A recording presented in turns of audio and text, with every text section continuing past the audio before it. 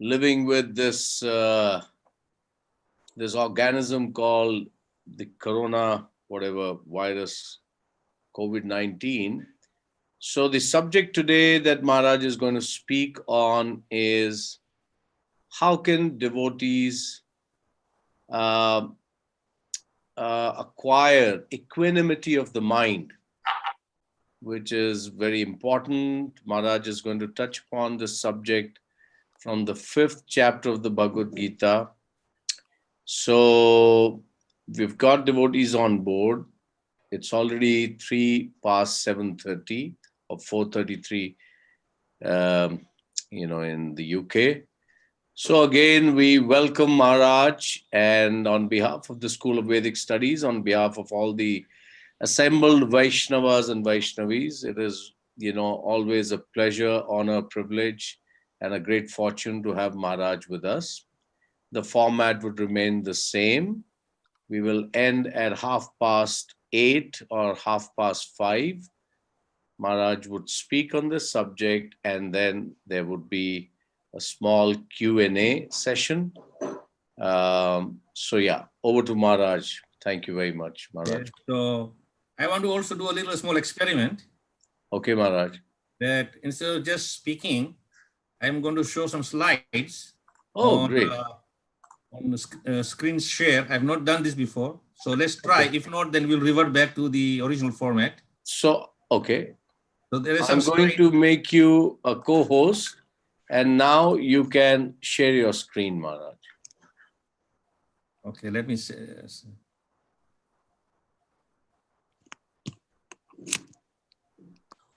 Where am I?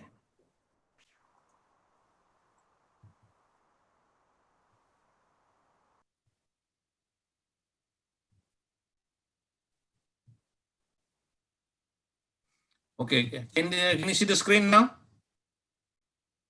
Yes, Maharaj, we can see the screen. Everyone else is also able to see the screen?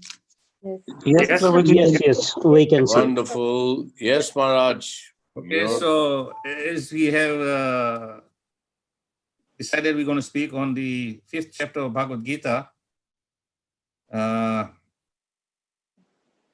this is specifically how to balance ourselves in times of difficulties and testing times. So we'll start with chapter 5, text 19, and then I've got some slides.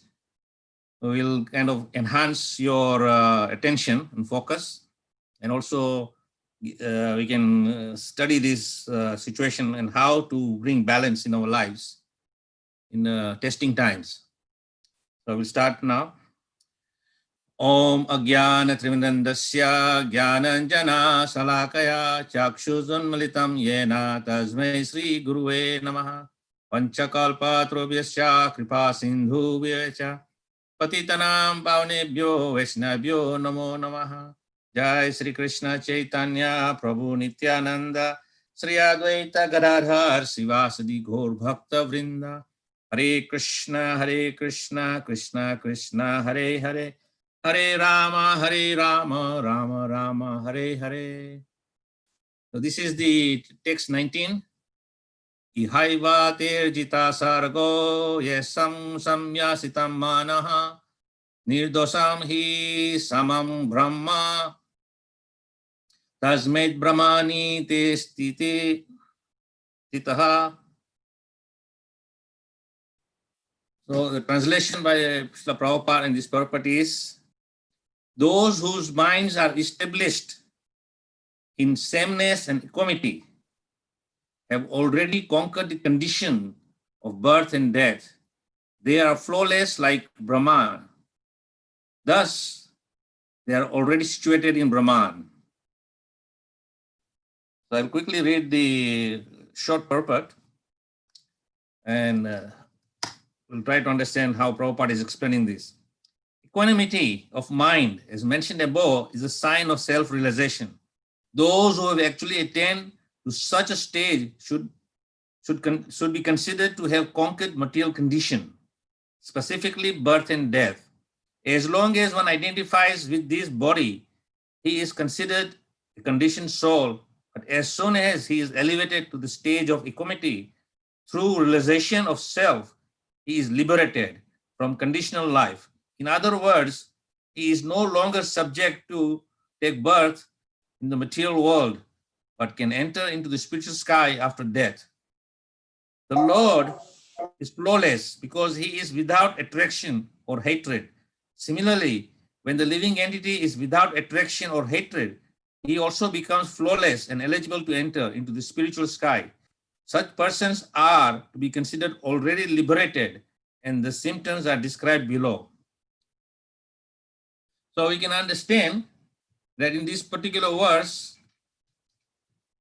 it's said very clearly that those whose minds are established in sameness and equanimity. Equanimity, as is explained here, in terms of what it really gives a detailed understanding. Equanimity means mental calmness, composure, and evenness of temper, especially in a difficult situation. Now, of course, we are also going through this difficult situation right now. Some of us are confined to our homes. Some have limited mobility. Nonetheless, it is a difficult situation. And also at the same time, there is fear that we may get infected, and the consequence of infection is that, of course, we may face death. But as Prabhupada is saying in the purport, that one who is Krishna conscious, then he has no fear of birth or death. He has risen from that. And the reason why Prabhupada is saying is that we become composed in our situation. Sometimes Prabhupada has said, if we become Krishna conscious and fully focused in our Krishna conscious principles, and our consciousness is fully absorbed in Krishna, then whether we live or we die, it doesn't have any value. Because if we live, we are living with Krishna. We die, as Prabhupada said, we'll enter the spiritual sky and enter the spiritual world, where also we'll be with Krishna. So either way, you are with Krishna. And therefore, it is very important to understand this verse. They're saying equanimity means that we become completely composed.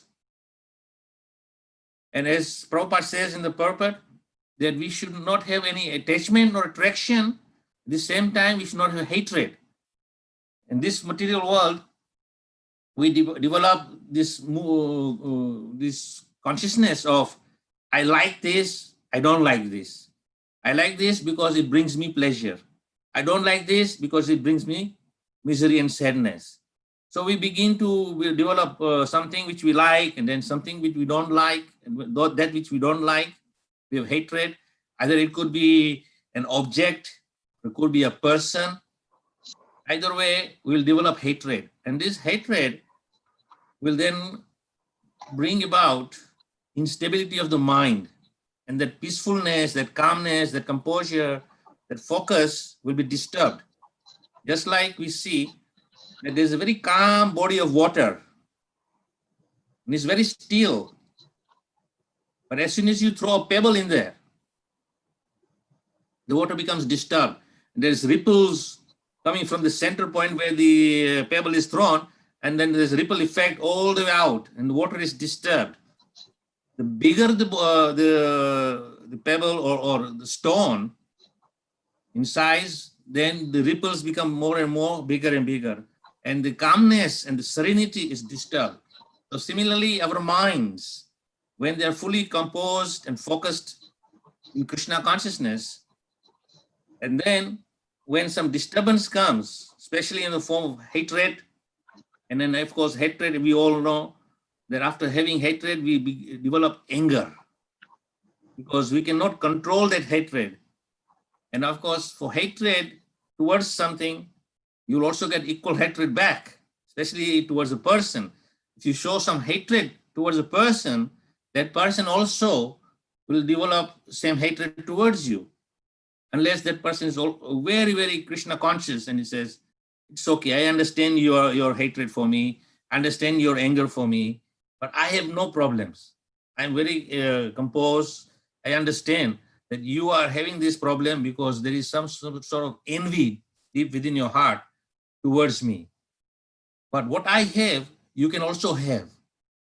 This is not my exclusive domain. So Krishna says that this peacefulness is available to all those who want it. And therefore, Prabhupada is mentioning that attraction to this material world and also hatred towards it is very dangerous situation to be.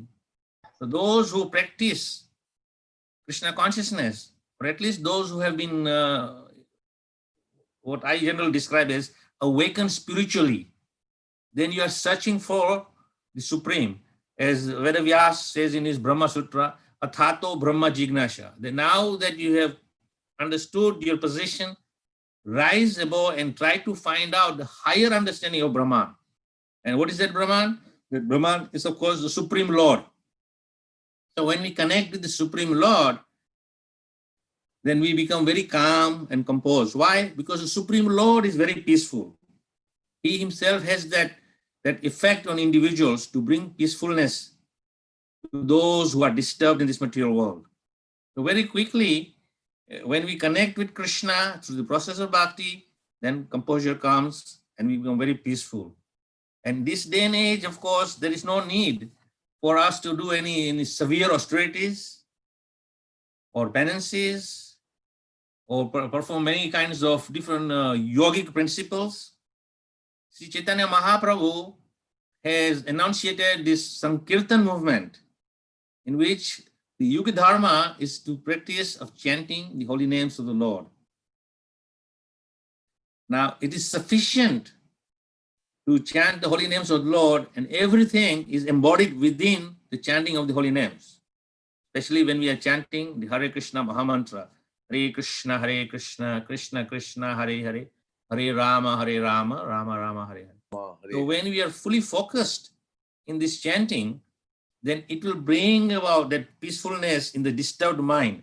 Because most of the time, our mind is like that calm water where people are throwing pebbles in it, and there are ripples after ripples after ripples.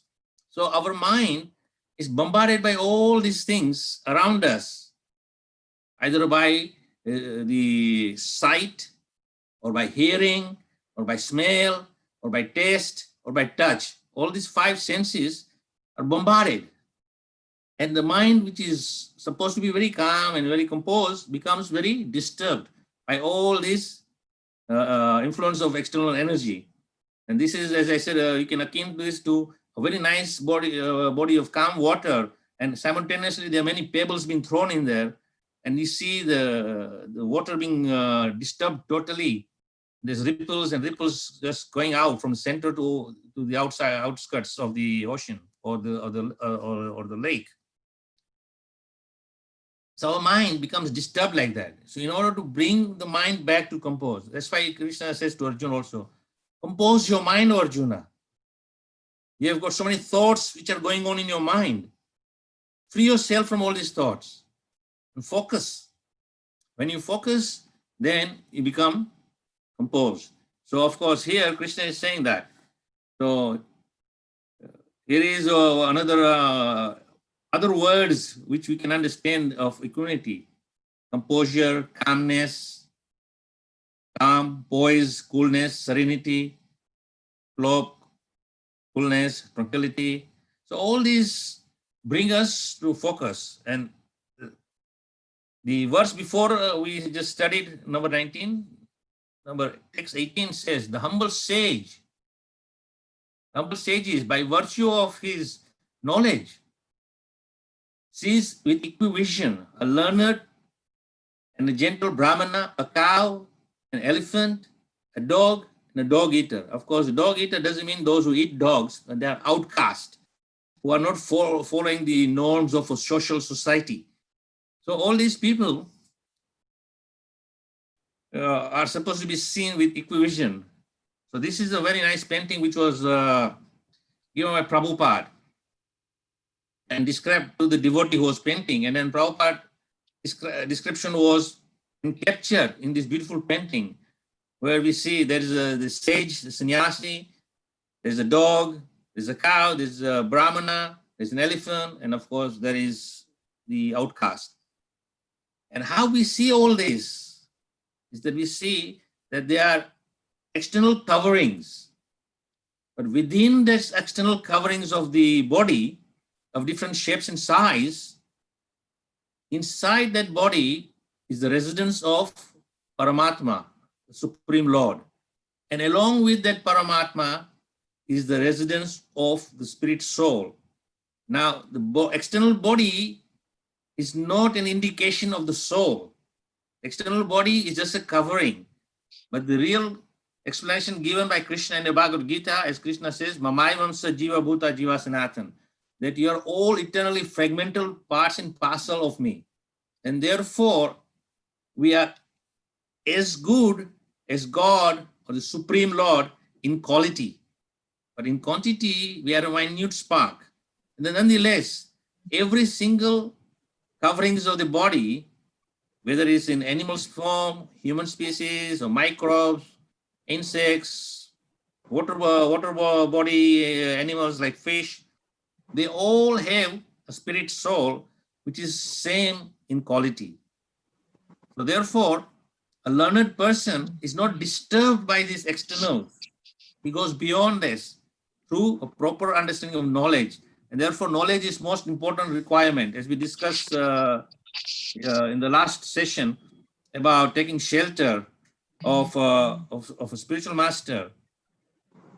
Why it is so important to take shelter from a spiritual master? Because as we study in that verse, that you approach a bona fide spiritual master, you inquire from him, you render service unto him, and he will be pleased by that act of yours and reveal to you the transcendental understanding of Krishna consciousness, because he is Tattva Darshina.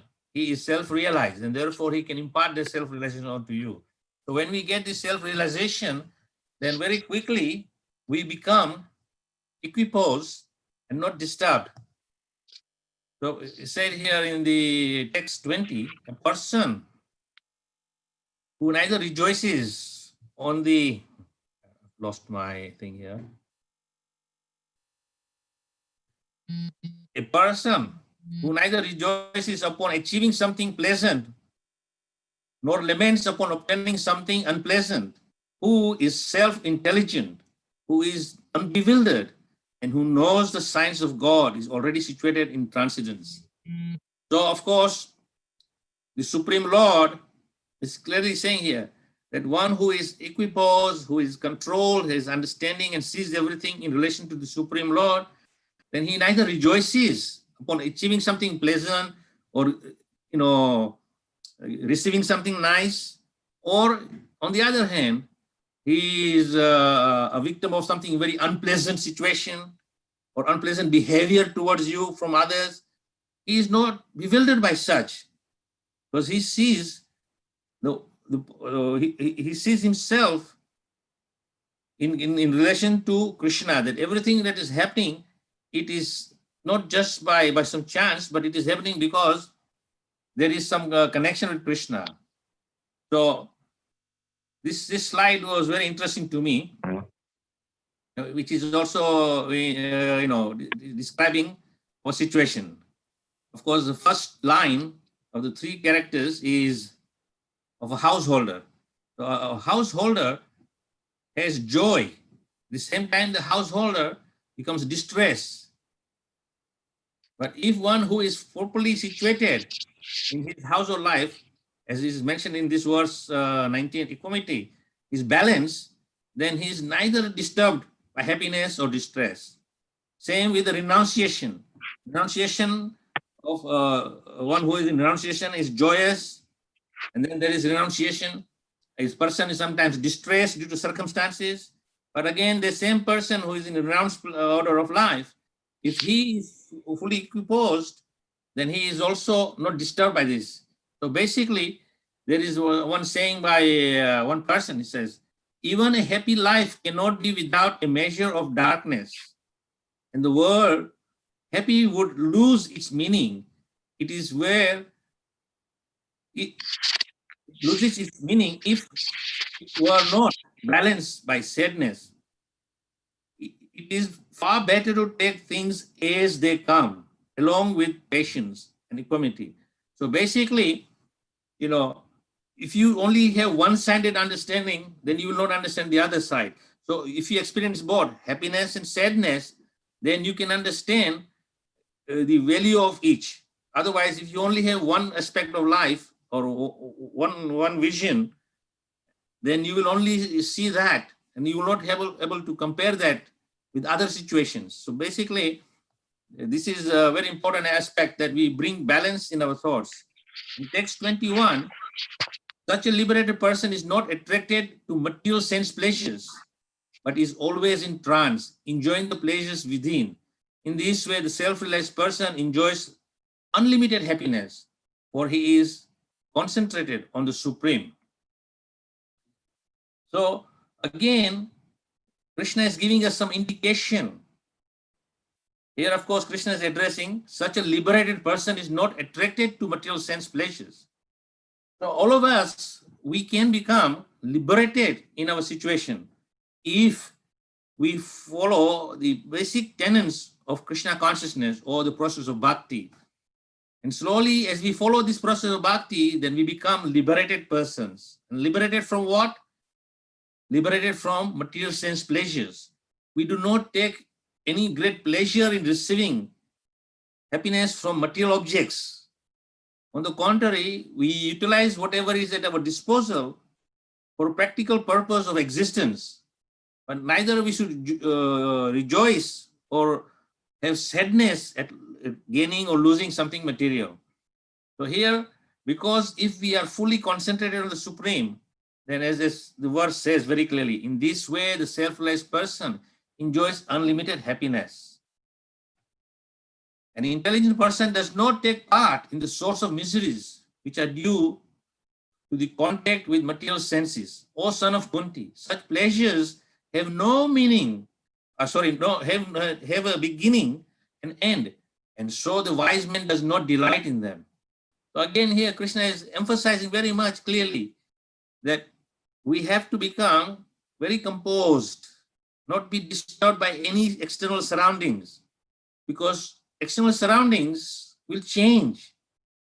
Same in the second chapter of Bhagavad Gita, Krishna says, Matra sparsas tu kuntaya, sitosna sukha dukhada, agama apayanas nityas, tam tadiksvasva bharata. Just become tolerant, oh Bharata. Arjuna, become tolerant. All these state of happiness and misery comes just like the seasons. Winter comes, summer comes, spring comes, autumn comes. All these seasons will come and go. So all our external experiences which we may be put into may be there for temporary time, but do not become disturbed by them. Just become tolerant. If you are tolerant of this, then you won't be disturbed by all external going on. And when you turn inwards towards your inner consciousness, then that consciousness, when it's stable and connected and absorbed in the Supreme, then you become very peaceful. And that peacefulness is what we call happiness, or that is which we are looking for. As Krishna says, that since we are part and parcel of Krishna, we are Satchit Ananda, that Ananda aspect of happiness is there within us. And because we are always looking for happiness, because it is part and parcel of us. But where are we looking for happiness? We're looking for happiness in external stimulation. And external stimulation comes through, as I mentioned earlier on, through the 5 sense perceptions: sight, hearing, smell, taste, and touch. But these are not going to bring you happiness. It may create a kind of a pleasurable condition. You may feel some pleasure, but it is not Ananda. Ananda is a state of consciousness. A state of consciousness cannot be stimulated by external objects. The state of Ananda can be risen by the consciousness rising. And what is the rising of consciousness? Is that you rise the consciousness from the lower modes of material nature and connect with the Supreme. When you connect with the Supreme, then, as Prabhupada explains, that you plug yourself into Krishna. Krishna is the embodiment of all Ananda. And when you are connected with Krishna, and then you're plugged into him in a proper way, then the Ananda from Krishna flows into you. And what is that process of connecting with Krishna, plugging into him? It's nothing physical, but it is what it is, that it comes from your free will. That from your free will, you decide, yes, through my intelligence, I understand this is the process of bhakti, and many great sages and saintly persons have achieved tremendous peace and ananda by following this process, and therefore I will follow the same process, and that process is Harinam Sankirtan. And we take shelter of the holy name, and as we chant the holy name, then we begin to develop that very much inner pleasure. So in the purport, Prabhupada says material sense pleasures are due to contact of the material senses, which are all temporary, because the body itself is temporary. A liberated soul is not interested in anything which is temporary. Knowing well the joys of transcendental pleasure, how can a liberated soul agree to enjoy false pleasures? It is said in the Padma Purana.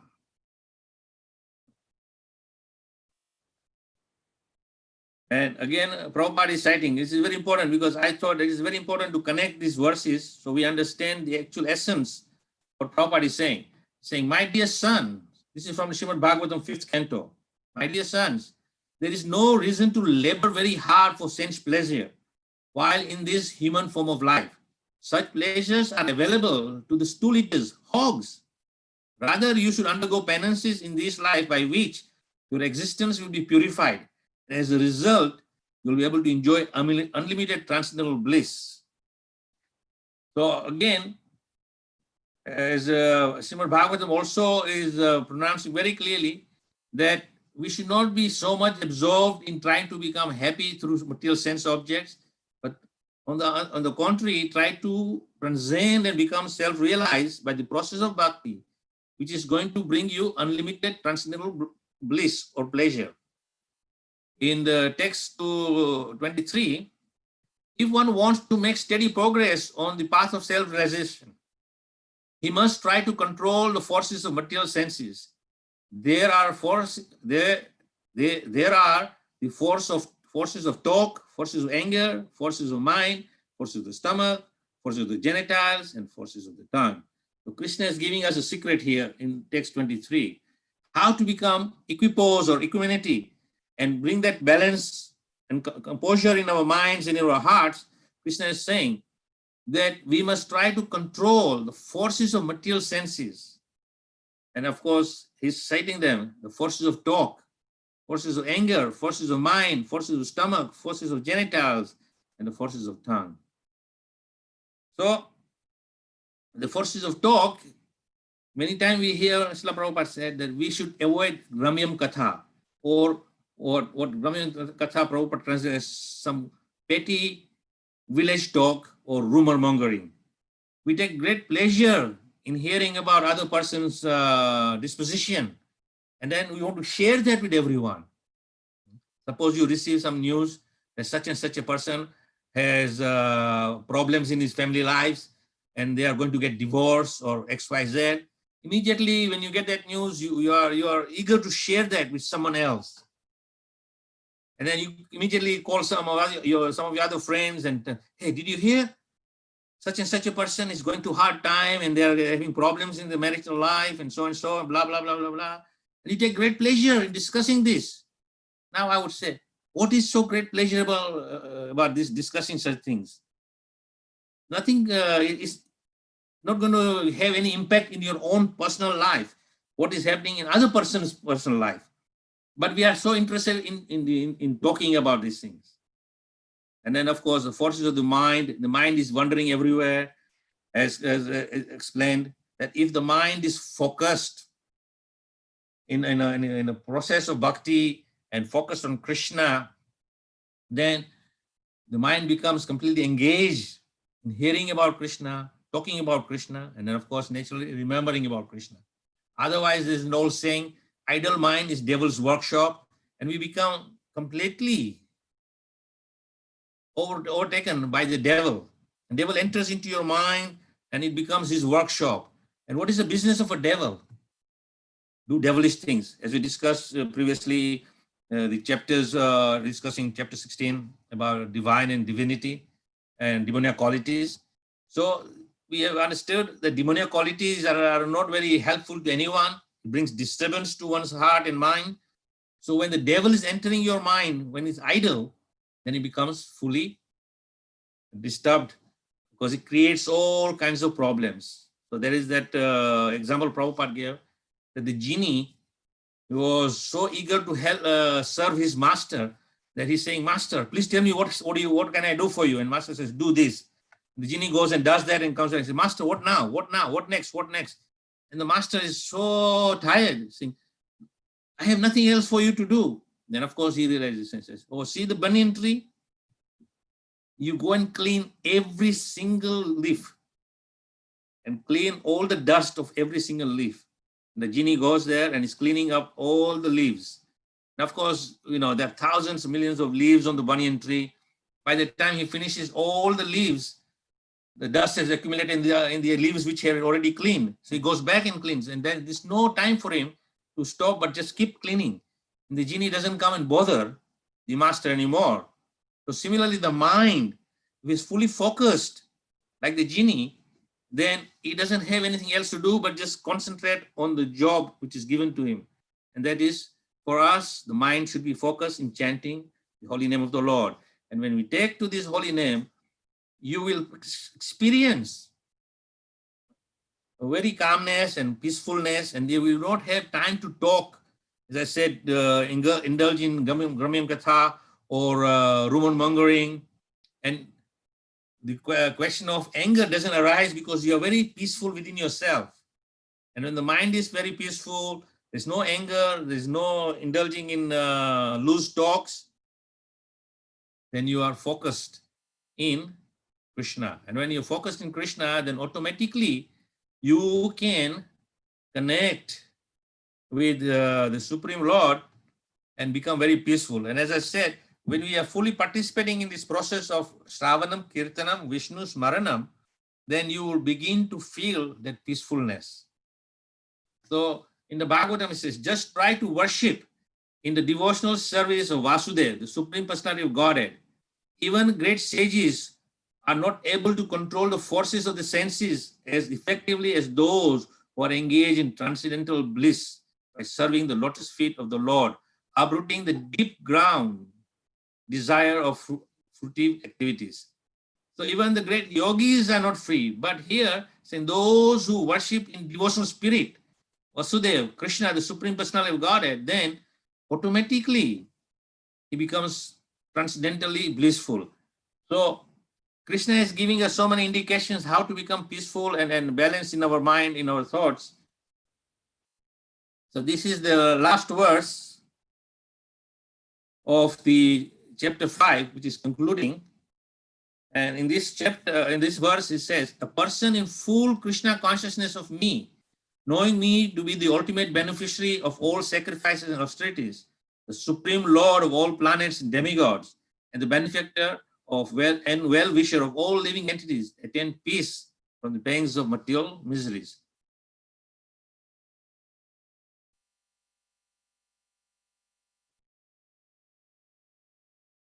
So here we can understand that concluding verse, Krishna is saying that if you are in full consciousness of Krishna and fully focused, then that balance comes.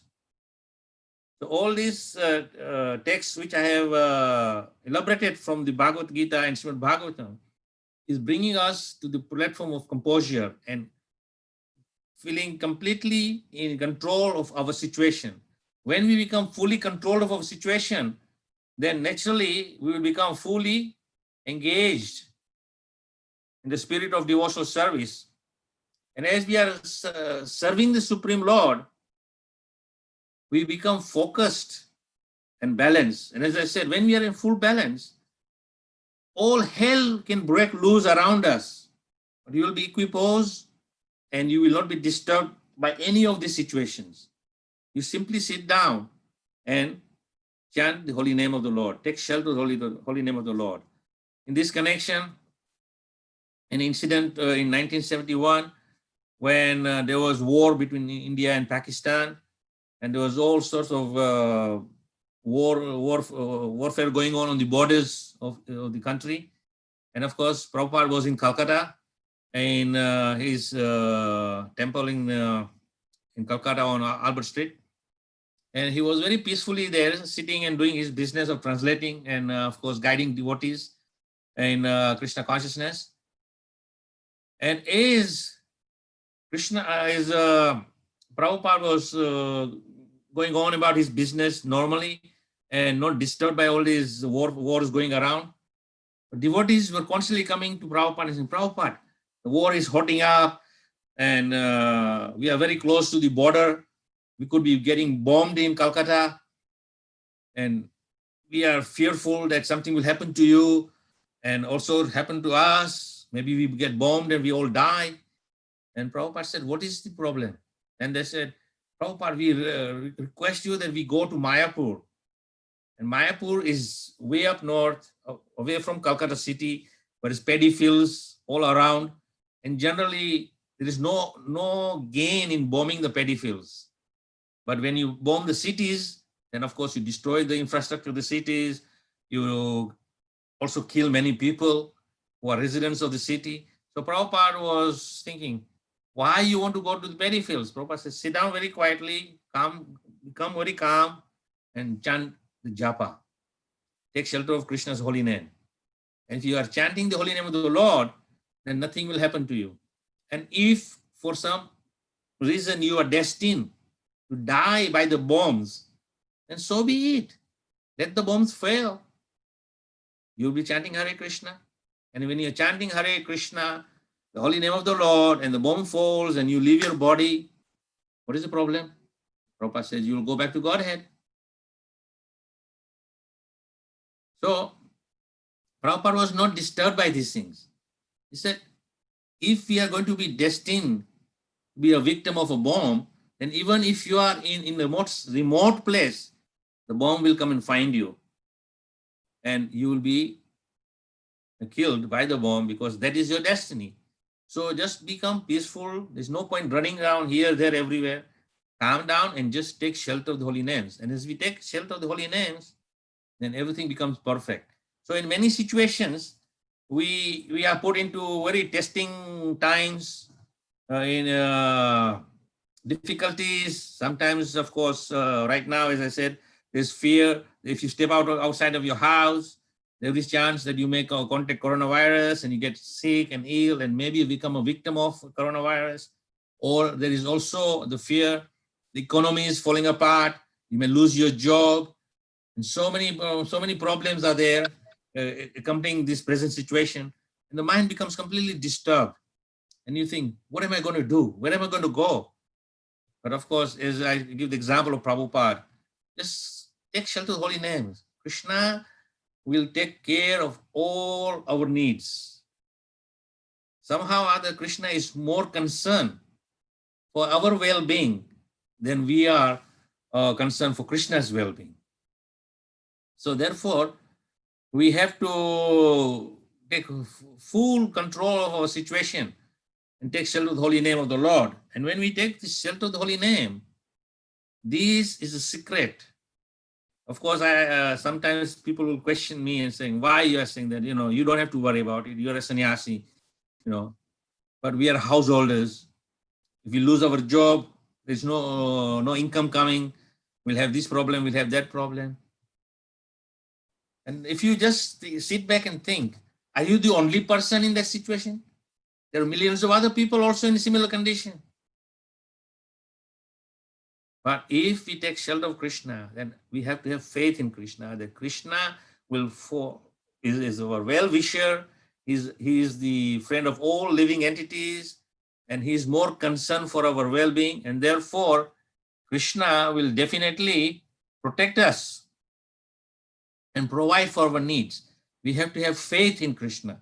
And there are many, many examples of this where Krishna intervenes when his devotee is in much difficulty. One quick example comes to my mind is of Sanatana Goswami.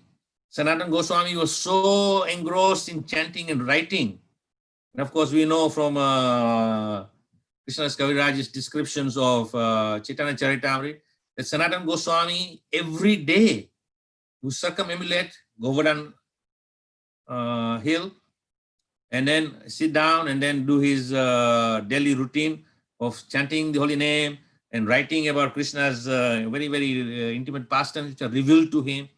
And he's so engrossed that he doesn't have time to worry about eating. And sometimes 2 days, 3 days in a row, he would not eat, but he was so focused. And then what happens? Krishna himself comes. And there's that one incident where Sanatana Goswami was so absorbed in these activities that he had not eaten for 2-3 days. And Krishna takes the form of a young boy, a village boy, and he comes with a pot of milk. And he brings it to Sanatana Goswami and says, "My mother has sent this for you." And of course, Sanatana Goswami, he says, "Here is a village boy, and he has brought some milk for me." So he takes the milk and he thanks the boy. He says, thank your mother also for this kindness upon me. And then Sanatana Goswami takes a little milk and he is taken care of. So point is that Krishna will take care of you. Now, on the other hand, we look at Prabhupada. Srila Prabhupada, when he stepped on that Jaladuta,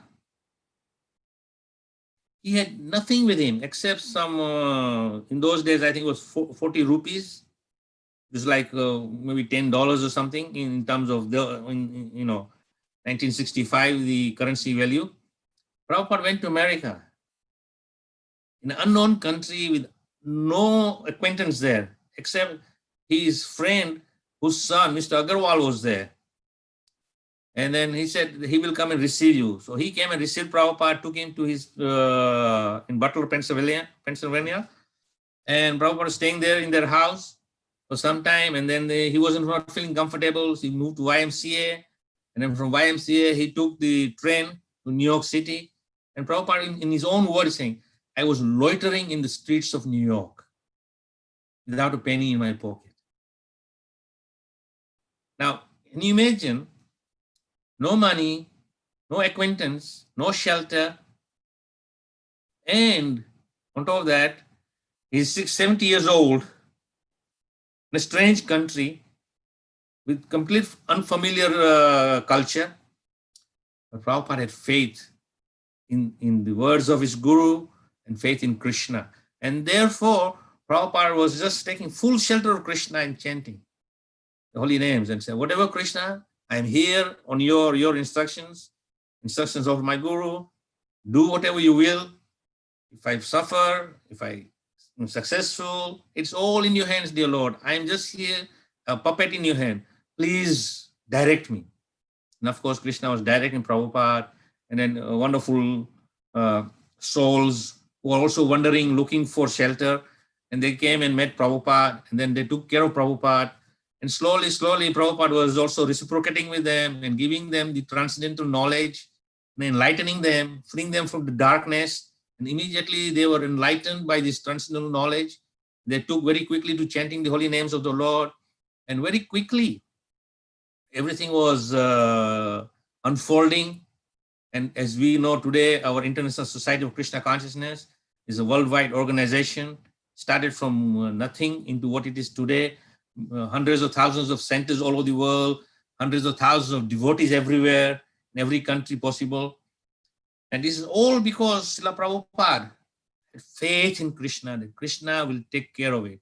I am only an instrument. So similarly, when we take shelter of Krishna and we tell Krishna, "I have come to you, now that I understand that you are the supreme controller. Everything is under your control. Please take control of me." And when we give that permission to Krishna from our free will, that I have come to you, now Krishna, you take my control, then Krishna will be very happy to take control of us. And when Krishna takes control of us, then we have to not worry. But if you doubt him, maybe Krishna will take care of me, but what about if he doesn't? Then Krishna says, "You're doubting me? Then I cannot deal with this." Because Krishna says in the 18th chapter of Bhagavad Gita, "Sarva dharmam parijita," give up everything, don't worry about it, take my shelter alone. Aham tam sarva pape, I'll free you from all conditions of existence. I'll provide. And of course, Prabhupada also says that one statement, that the Supreme Lord in his compassion, all living entities, as he's the best friend of all living entities, he's providing the necessity of an ant, and he's providing the necessity of elephant.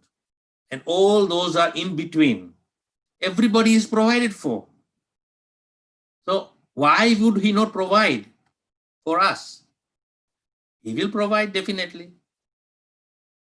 So we have to have that faith. Now, sometimes people will question, okay, I will sit at home, I'll stick my hand in the japa mala and say, Krishna, I'm yours, I'm fully surrendered to you. And I'll just sit down here and just chant Hare Krishna, Krishna Krishna, Hare Hare, Hare Ram, Ram Ram, Hare Hare, and expect everything in front of you. No. Krishna says, I will give you everything, but also you have to do your bit. I will guide you. I will send all facilities to you. You just have to act upon those facilities and those instructions and guidance, and everything will come to you. So in other words, Krishna will provide all the necessities for us, and he will direct us. If we lose one job, we'll get another job. Somewhere something will come to us, because whatever is destined to us, as Krishna has mentioned, and also in Isopanishad is mentioned very clearly, Ishyavasa idam sarvam, that every living entity has a particular quota set aside for them, and that quota will come to you regardless. But it will not come before time or after time, but it will come at the appropriate time when it is destined to you. So we simply have to do our duty. As Krishna says, karmani eva adhikarastu ma phaleshu kadachan. Simply do your duty, and the rest I will take care of it. I will be the best judge of what you require, and therefore I will provide you, because I know what will make you happy.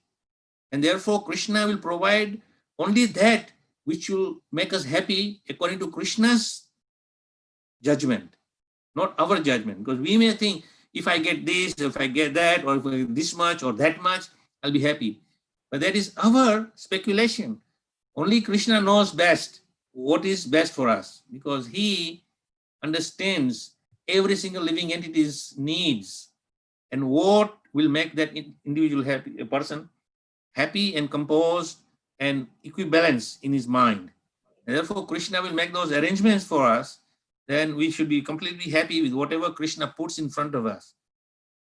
If you follow that formula, you'll never be happy, because on the other hand, we have seen people have got more than what they want or require. They're not happy. And there are others who don't have anything. Still, they are not happy. So either way, if you have too much, you're not happy. If you have too little, you're not happy. What will make you happy is what Krishna decides.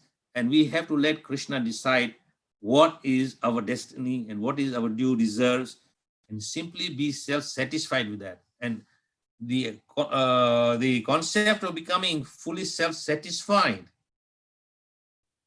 and contained and equiposed is that we accept whatever Krishna gives us and not desire for anything more. So just like in the couple of purports before I mentioned, that all these problems comes because we have attraction towards material sense objects, thinking that these will bring us happiness. And we are running after these. So it's like that another example Prabhupada gives is that you are in the desert, and at the distant horizon you see a mirage of water body, and you're running after that to get the water. But of course, as you run closer to the mirage of the water body, it disappears, because it was just a mirage. It was just an illusion. It wasn't real. So similarly, what we are doing is we are running here, there, and everywhere, thinking this will bring me happiness, that will bring me happiness. If I get this, get that, and this situation, that situation, all become happy, and we get all these things. Are we still happy? We are not happy, because there is always there what Krishna says, kama, krodha, moha. Moha means desire for more. I want more. Yeah, I want. And we are never satisfied. So therefore Krishna says, learn to be satisfied with what I give you, because I know what is best for you. is that I think I used this one example before, that a young boy goes to his father and says, "Father, I want a bicycle." And the father says, "No, son, I cannot give you a bicycle." And the boy begins to think, what kind of father is he? He says he loves me and he's my caretaker, he's my well-wisher, but he's not giving me a bicycle. My friend, his father bought him a bicycle. What kind of father are you? So he begins to hate his father. Of course, father knows that we are living in a situation where that bicycle will be very hazardous to the young boy, because young boy, when he gets a bicycle, he will be so absorbed in the bicycle that he will go into the streets and there's traffic on the road.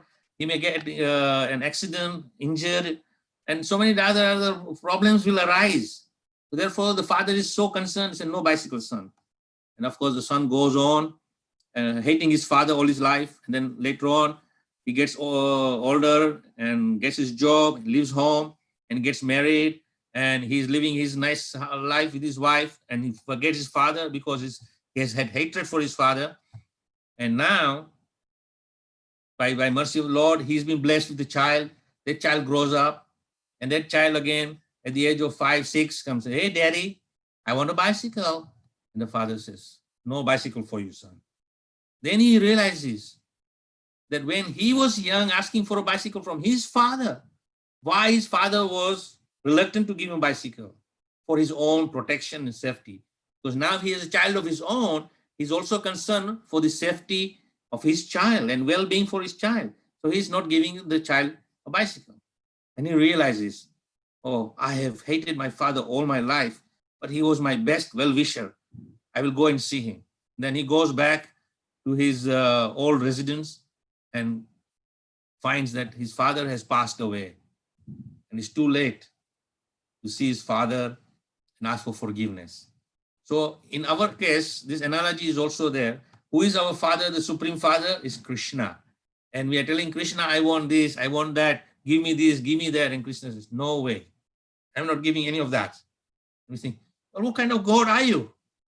You tell in the Bhagavad Gita that whatever you want, you come to me. Ask me, I will fulfill it. And when I'm coming to you and you're not fulfilling my desires and my wants, what kind of contradictions are you saying there? Krishna says, I will give you that what is best for you, not what you think is best for you.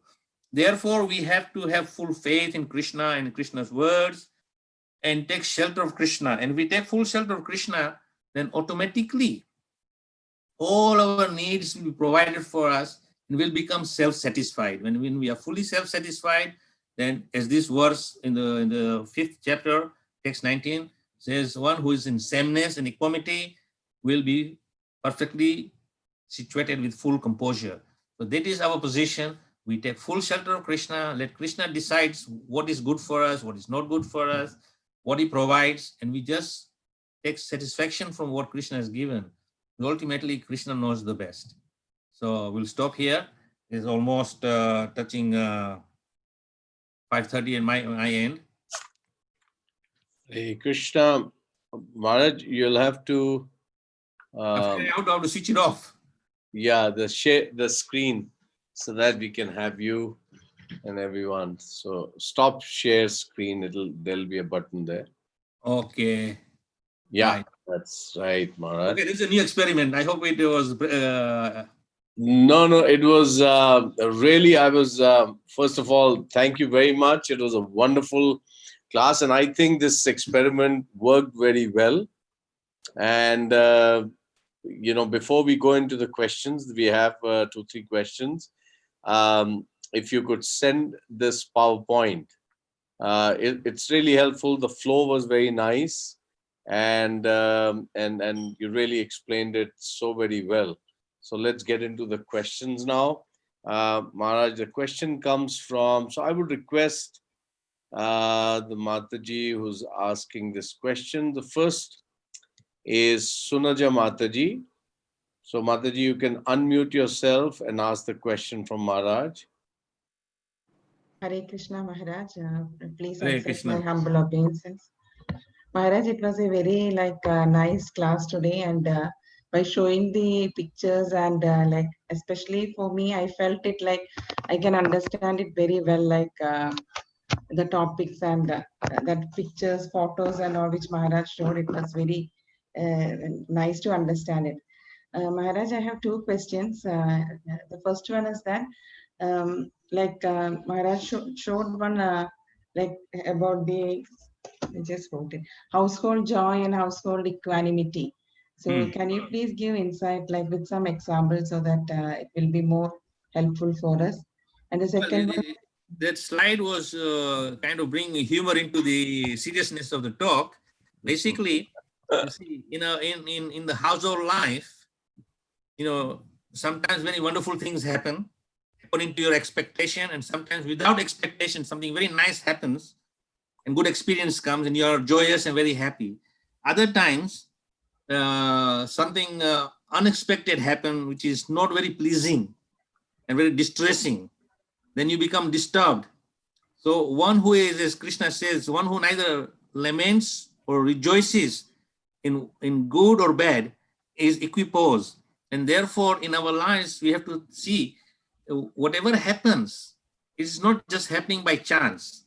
It is happening because there is some due deserve, which is what I call a burning away of our karmic reaction. So sometimes, due to our past lives and this present life also, some good deeds we have done. So we get some good experiences. On the other hand, sometimes we have also done some impious deeds, or we have been unjust to someone. So it's coming back to us in terms of these reactions of misery. So we take in the spirit, as Prabhupada says, whatever Krishna is sending, it is his mercy. But as we become more and more enlightened as a devotee of Krishna, then we become equiposed and we take this, that whatever is there, Krishna is cleaning my slate. Whether is that's why Krishna says to Arjuna, my dear Arjuna, neither do pious deeds or impious deeds. Simply do devotional service or bhakti. So when you do bhakti, you may do the similar kind of activities. But those activities, because they are done in the mode of devotion, in connection with the Supreme, it frees you from any karma, good or bad. Whereas if you do good, you have to enjoy the results of good. If you do something bad, you have to suffer something bad. So here, in this verse where it's saying equanimity and sameness, that you are neither disturbed by either, you just take it and as a mercy of the Lord. And this is, in my understanding, is that by Krishna's grace, he's very quickly cleaning away your slate. And all the goods and bad, he's finishing off. So there's nothing good to enjoy in this material world, material sense, or there is nothing, distress and misery due to our impious activities. It's all clean, and the slate is zero.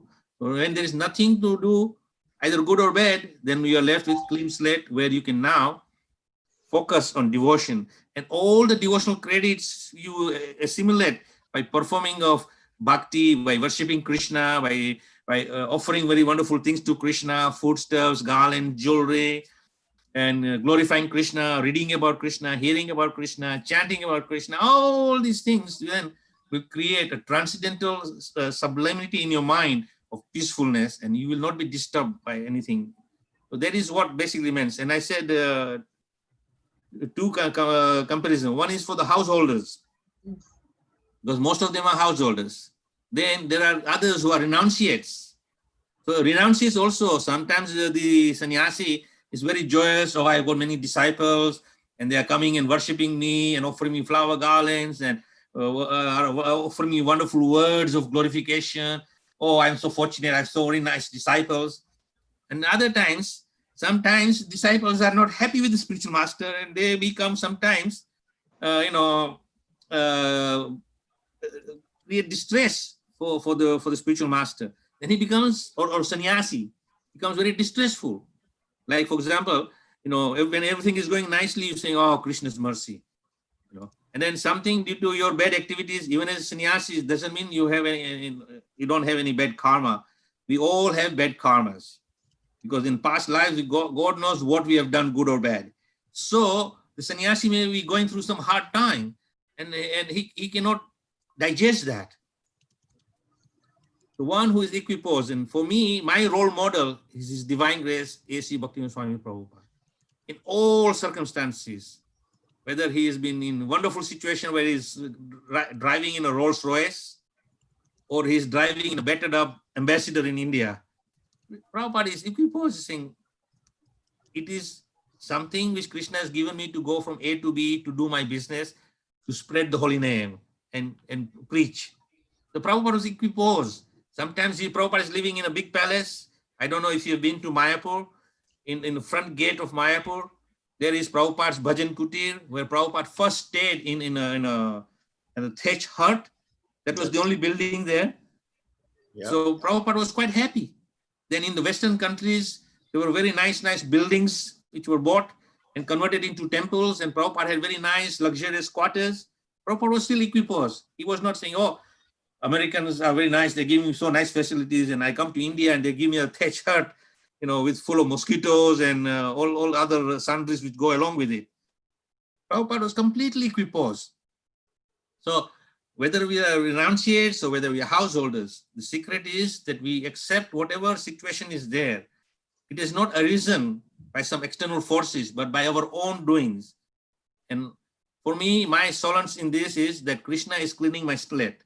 He's wiping out all the accounts, bringing the accounts forward with zero balance, neither this way or not that way. And therefore, I am now on a clean level field where I can make progress in my spiritual life. Maharaj, thank you, Maharaj. And actually, my second question also, Maharaj gave me the answer for that. My second question was about equanimity and equipoise. That also Maharaj explained through this. So it was very, Hare Krishna, Maharaj. Thank you so much. Hare Krishna Maharaj. So we have Murlidhar Prabhu and Kavirup, Radhika Devidasi Mataji also. I can see your hands up. But we have got one question from Dinesh Kumar Prabhu from Goranga Desh. So I would ask him to unmute and ask your question before we go to Murlidhar Prabhu and Kavirup Mataji. So Hare Krishna Prabhuji, Hare Krishna Maharaj. Please accept my humble obeisances, Maharaj. Thank you very much. It is very, very nice class, Maharaj. Actually, I wanted to ask that how quickly and with full confidence we can develop faith on Krishna, that he will, whatever actions he is doing for me is always for my beneficial, and he will protect me in all circumstances. That was my question, Maharaj. I'm sorry for any mistake. No problem. You see, one time there was a morning walk, and one disciple asked Prabhupada, how long does it take to become Krishna conscious? And Prabhupada stopped, and with that face of Prabhupada, with his eyebrows raised, and says, 1 minute. So Prabhupada said, in 1 minute, you can become fully Krishna conscious. So you see, it is a question one, as I mentioned, that we have to have complete implicit faith. Krishna is my best well-wisher. He is my shelter. He knows best for what I need, and he will protect me in every circumstances. That one, we must have faith in him. Second, we must, with sincerity and dedicate and with enthusiasm, chant the holy name and take shelter of the Lord, because the many times question is, how do I take shelter of the Lord? So of course, in this day and age, it's very simple. Sri Chaitanya Mahaprabhu, the Supreme Lord himself, has given us a very simple formula to take shelter of the Supreme Lord. And to take shelter of the Supreme Lord is that we take shelter of the holy name. And when we sincerely chant the holy name, and when we sincerely chant the holy name, then we are taking shelter of Krishna. And then, of course, we have to have complete faith. Krishna is my best well-wisher. He will do everything best for me. Although in the short term, it may appear that I'm going through some turbulence, some hardship, but Krishna is taking you through this to make you stronger in your faith. And also, you see, there is that old saying that when you are in the middle of the Atlantic Ocean and the ocean sometimes is going through a storm, the ship you are on is bouncing all over the place. But if you follow the instructions of the captain, he will very quickly out of experience, ride you out of the storm and bring you to the calmer waters. So similarly, in our lives, we are going through the storms of our life, ups and downs. Due to, as I explained to Sujata Mataji, that we have some good and bad reactions which we have to suffer due to our own doing, knowingly or unknowingly. But at least at this stage, we are enlightened to spirituality, spiritual awakening. We have taken shelter of Krishna with knowing and understanding, yes, Krishna is my shelter. So when we take shelter of Krishna in that mood, we say, okay, Krishna, I've come to you. Whatever comes my way, I'm not going to be disturbed. I'm not going to complain to you. I'm going to accept it that you know best for my advancement in Krishna consciousness. And then very quickly, you'll become equiposed and your life will not be disturbed either way. Thank you, Maharaj. Thank you very much. This is very Right. So now let's go to Murlidhar Prabhu and Anasuya Mataji, and then we will go to Kaviru Radhika Devitasi Mataji. Murlidhar Prabhu, can you unmute yourself? Yes, Prabhu. Hare Krishna Guru Maharaj, our humble obeisance Maharaj. Hare Krishna. Yeah, today really we felt it was very impressive, Maharaj. It was very, very, very, very useful informations. So I like only I like these 2 points. It's very excellent, Maharaj. That the first thing is when we focus our mind on holy names in chanting, the mind will come to the calmness automatically. This is excellent, Maharaj. And another thing is instead of trying getting pleasures through the material world, we have to try to get the pleasures through the transcendental bliss by doing devotional service or bhakti. This was the excellent takeover points, Maharaj, for us. And the question is 2 questions, Maharaj. One is just I would like to know a little bit more. That is, what is the actual nature of our soul? Then the second question is, when the Paramatma is residing nearby this our soul, why we could not able to get that equal vision on this Brahma, the Brahman, dog or cow eater, dog eater, all these people. Well, see, first of all, the very nature of the soul, as I mentioned, Krishna is saying very clearly, Mamai Vansa Jiva Bhuta Jiva Sanatan, that you are all my parts and parcels. Therefore, in nature, we are similar to the Supreme Lord. Only as Prabhupada explains that we are 1/10,000th of a tip of a hair. So we are very insignificant. But nonetheless, the quality is the same. Just like the ocean of water is a vast body of water. And you take 1 drop of that ocean.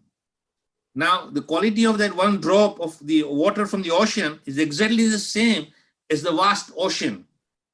Of course, but in terms of quantity, drop is very, very insignificant. So similarly, the soul is like that, it's insignificant. But as Krishna is spending a lot of time explaining to Arjuna in the 2nd chapter of Bhagavad Gita, the very nature of the soul cannot be burnt, some cannot be cut, the soul doesn't feel hot, doesn't feel cold. In other words, the soul is not affected by the material modes of the material world. It is the body which has been experiencing all these things, happiness, distress, misery, hot, cold, all these different aspects, So the soul by itself doesn't need these things. But because we are in the material world, then Krishna and of course Prabhupada explains that this is a vehicle to transmigrate from the material world to the spiritual world. And this body, if used properly in the service of the Lord, mind, body, and words, then you will be making that advancement, making perfect use of this material body to transmigrate on this vast ocean of material suffering or material existence, because it is described in the scripture as Bhausagar. Bhausagar means material ocean.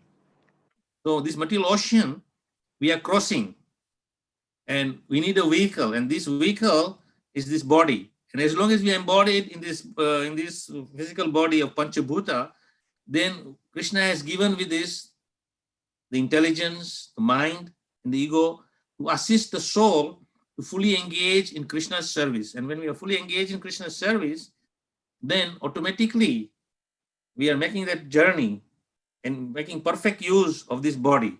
Otherwise, this body is a place of misery. There is nothing beautiful about this body. The only beauty about this body is that if we engage this body, as I say, your arms, your eyes, your legs, your hearing, every aspect of your body for the pleasure of the Lord, then it is of some use. Otherwise, it's a place of misery. So the soul is purely in the same nature as the Supreme Lord. Now, Prabhupada gives us one example of two birds from the Vedas are sitting on a tree, and one bird is eating the fruits. You may have seen that picture, and the other one is just observing. The Paramatma, he is accompanying every living entity, not just human beings, but even a small microbe. It's a very small, tiny, insignificant in relation to our understanding. Is practically cannot see with our eyes. You need a microscope, which magnifies 1,000 times, and you might see a little microbe. In that microbe, the soul is there and Paramatma is there also. So Paramatma is accompanying all jivas in all bodies. Now, Prabhupada explains that the Paramatma, he is only a witness to your actions. He will not interfere with you. But when we get a human body, then in the human body, the Paramatma sometimes speaks to you as your conscious. And that is when your conscious tells you, don't do this, it's not right. And that is not you who is speaking. That is Paramatma telling you that this is wrong thing to do, don't do it. But because we are so overwhelmed by our moh and our lobha, our greed and want, that we don't hear the inner voice, we still go ahead and do it. And then when we do something, and then we have an adverse reaction and say, God, why? Why has it happened to me? It's, I told you not to do it. So sometimes the super soul in the heart kind of indicates that don't do this. But then there is a saying in English, so near and yet so far. So the soul, super soul is very close to you, but he appears very far because you are not turning towards him with humility and saying, dear Lord, you are the supreme controller.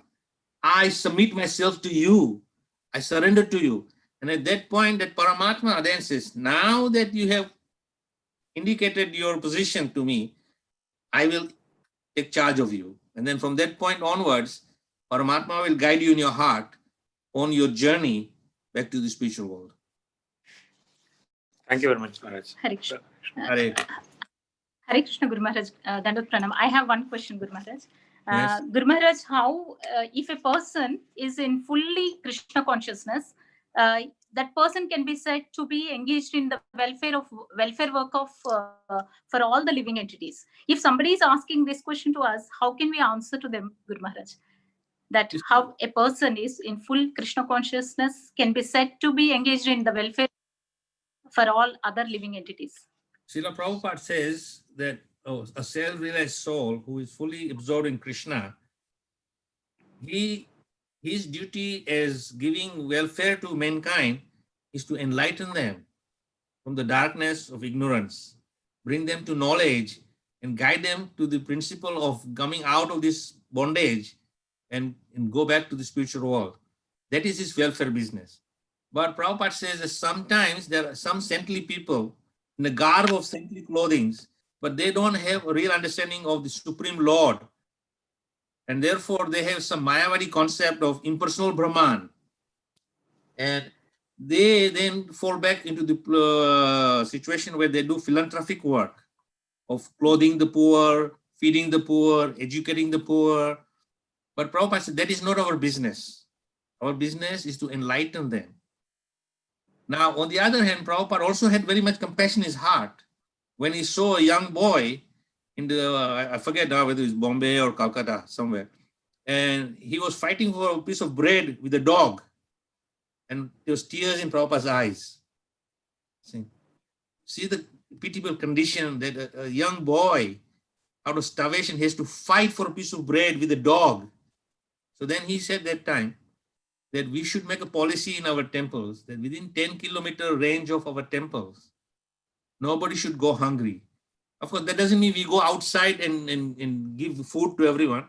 But if anybody comes and knocks on our temple within 10 kilometers of our temple, we should very nicely welcome them, sit down, and not give them food, give them Krishna Prasadam.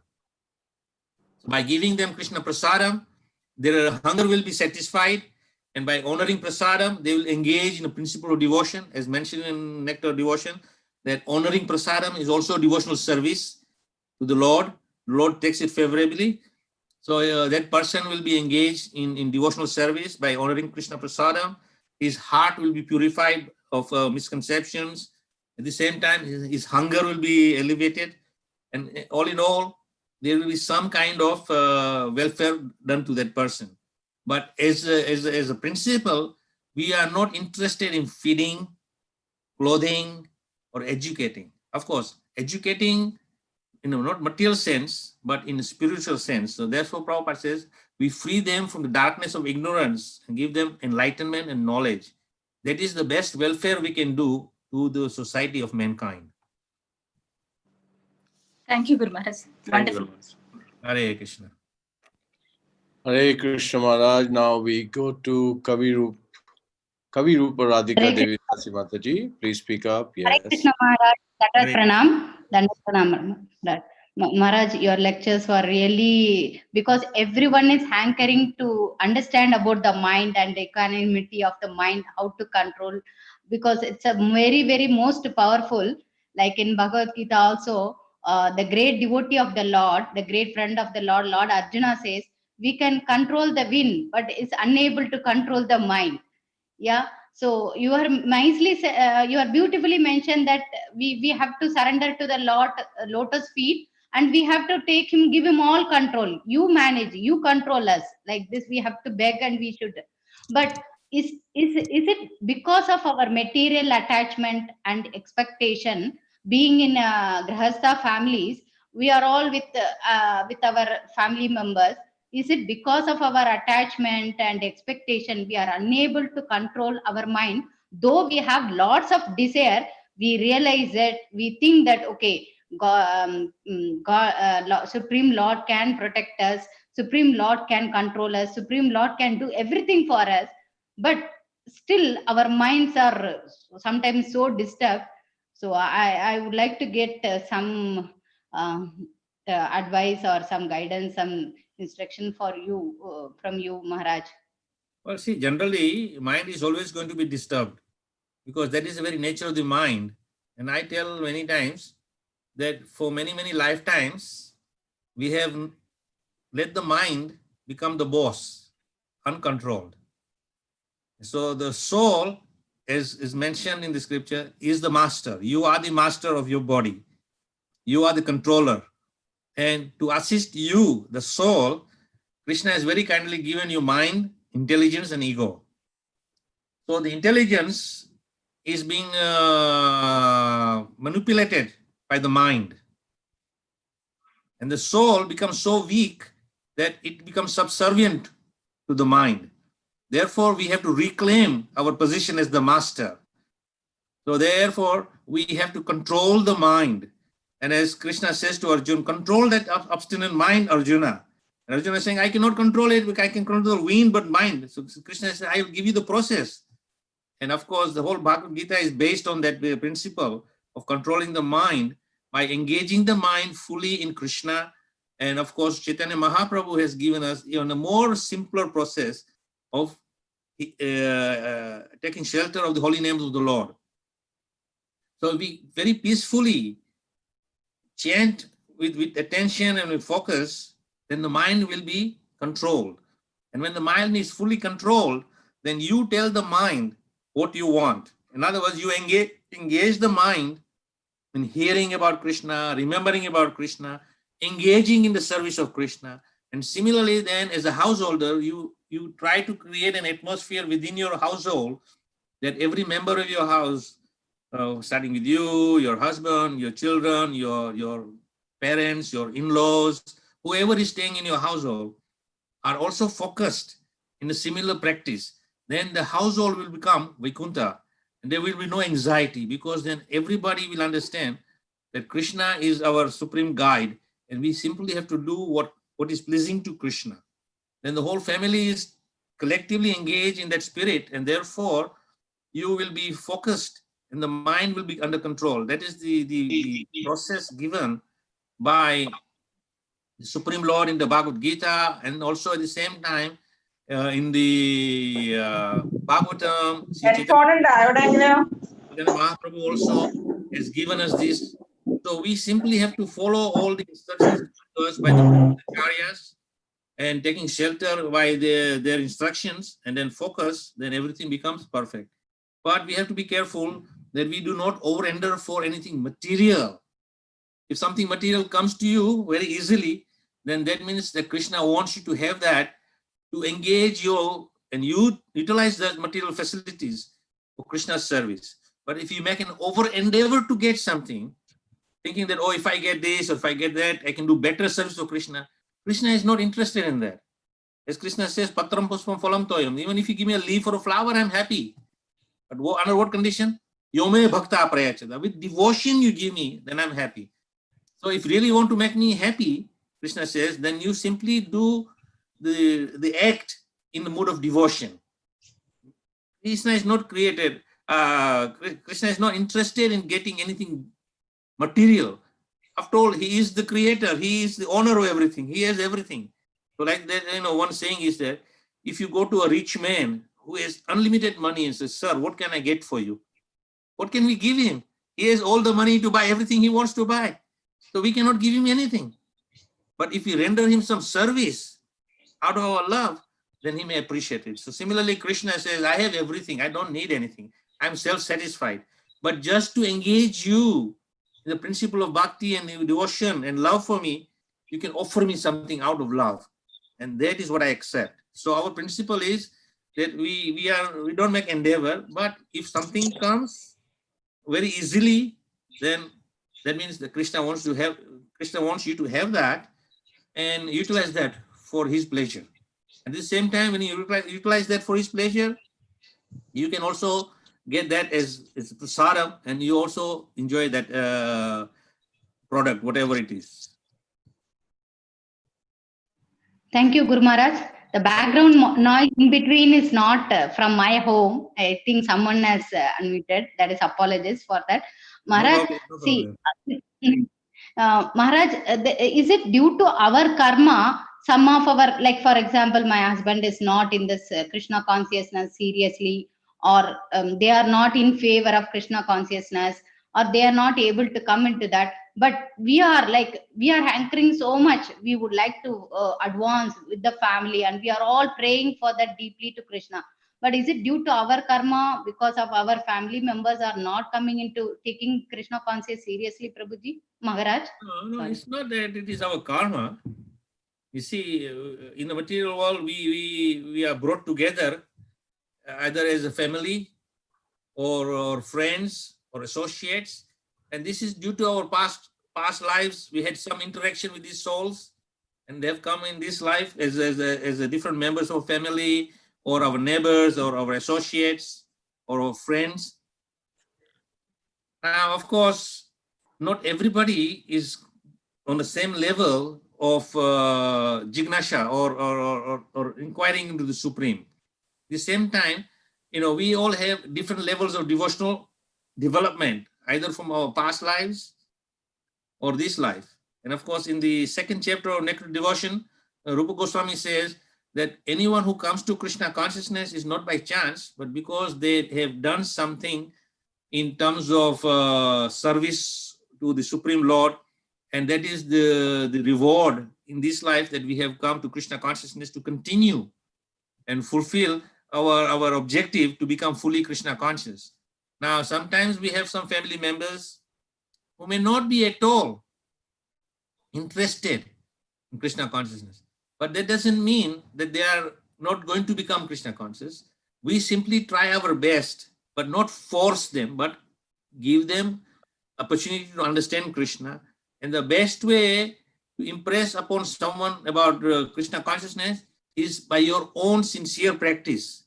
And by your own sincere practice, the person who is either your husband or your in-laws or your neighbors, whoever it is, they will see that why you are so happy, why you are so equiposed, why you are not so disturbed by all these surroundings. And say, well, Krishna is my shelter. Krishna is one who is giving me all this ability. So then they will say, oh, this is correct. I want to know a little bit more about Krishna.